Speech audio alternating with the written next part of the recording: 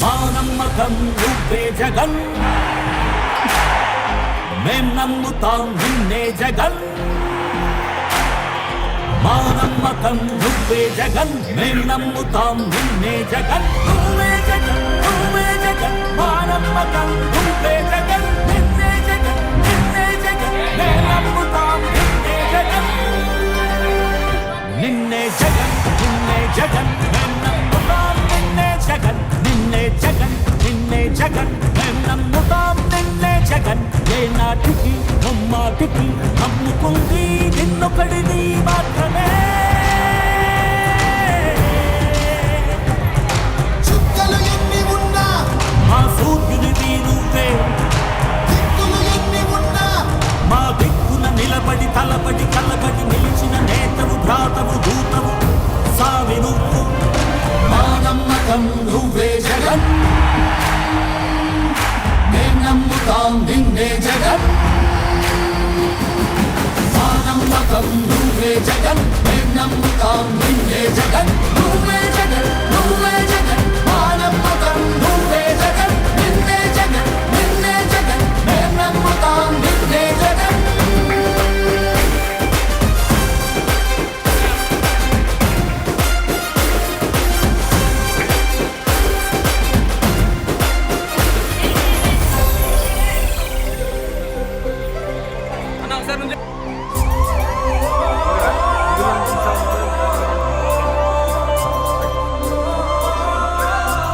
ఎర్రబాలెం గ్రామం నుంచి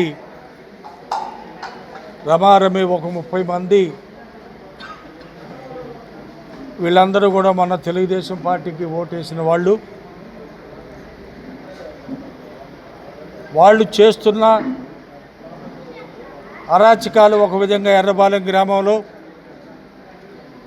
వైఎస్ఆర్ కాంగ్రెస్ పార్టీ దిమ్మలు పడగొట్టడం, నానా రకాలుగా కార్యకర్తల మీద వేధించటం, అన్నిటికంటే ముఖ్యంగా ఆ కొండ ప్రాంతం మధ్యలో అక్కడ ప్రజలకి నీటి సౌకర్యం లేకపోతే ఒక బోరు వేయించడం జరిగింది కార్పొరేషన్ వారే.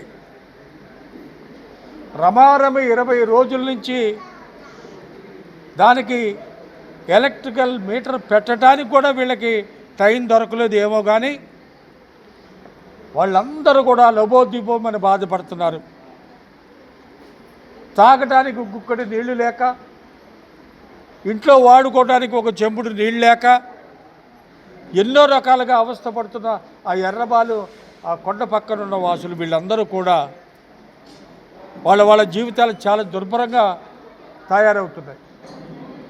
దీన్ని అక్కడ స్థానికంగా ఉన్న తెలుగుదేశం వాళ్ళు వేరే విధంగా తీసుకొని ఒక ప్రాంతం వాళ్ళకి నీళ్లు వదలటం, ఒక ప్రాంతం వాళ్ళకి నీళ్లు వదలకపోవడం, అట్లా ఒక విధమైన డిస్పారిటీ చూపిస్తున్నారు ఆ ప్రాంతంలో.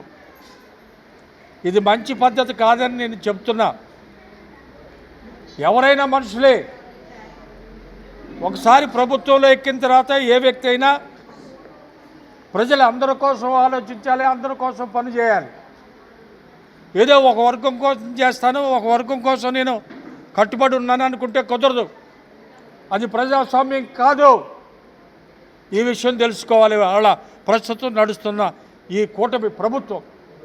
ఎందుకంటే చిన్న చిన్న ప్రజల మీద, అపశుభం తెలియని వాళ్ళ మీద పార్టీలను అడ్డం పెట్టుకొని ఎన్నో రకాలుగా వేధించటం, కనీసం నీళ్ళ దగ్గర కూడా రాజకీయాలు ఏంటంటే తాగే నీళ్ళకి ఇవన్నీ పక్కన పెట్టి ఒక పద్ధతి ప్రకారంగా నడుచుకోమని వాళ్ళకి హితవు చెప్తూ, అట్లాగే కమిషనర్ గారిని కూడా వేడుకుంటున్నాం. తప్పనిసరిగా ఇప్పుడు ఫోన్ చేసాం, ఆయన మీటింగ్లో ఉన్నట్లున్నారు, తర్వాత మళ్ళీ చేస్తారు, నేను చెప్తాను. అట్లాగే ఏఈ కూడా మీటింగ్లో ఉన్నట్టున్నారు ఇవాళ సోమవారం కాబట్టి. తప్పనిసరిగా అక్కడున్న మంచినీటి అసౌకర్యాన్ని కూడా దాన్ని సరిదిద్దే ప్రయత్నం చేస్తామని తెలియజేస్తున్నాను.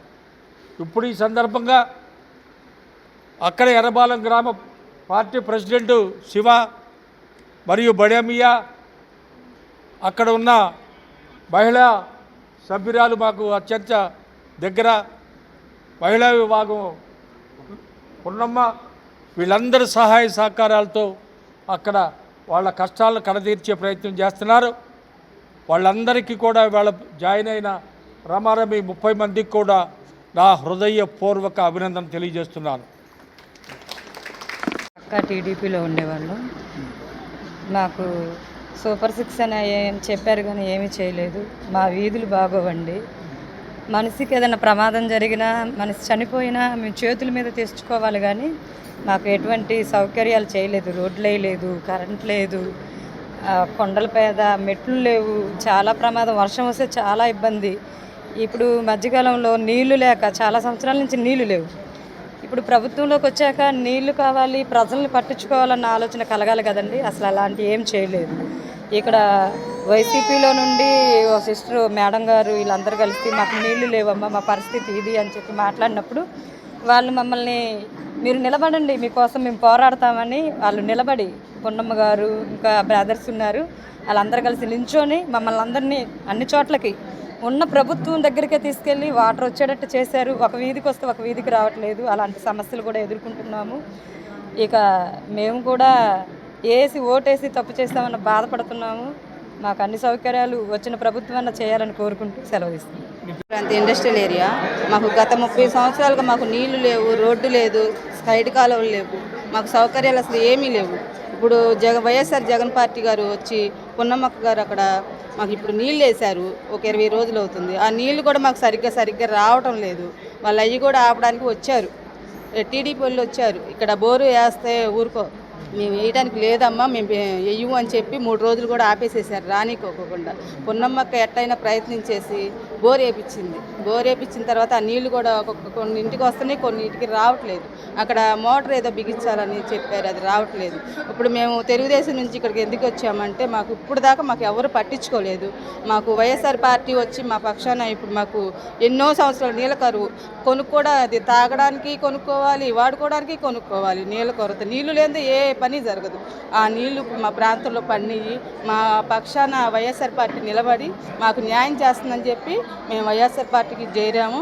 మాకు ఇంకా మా రోడ్డు ఇంకా బాగుంటుంది, అభివృద్ధి చెందిద్దని చెప్పి మేము ఈ పార్టీకి వచ్చాము. ధన్యవాదాలు.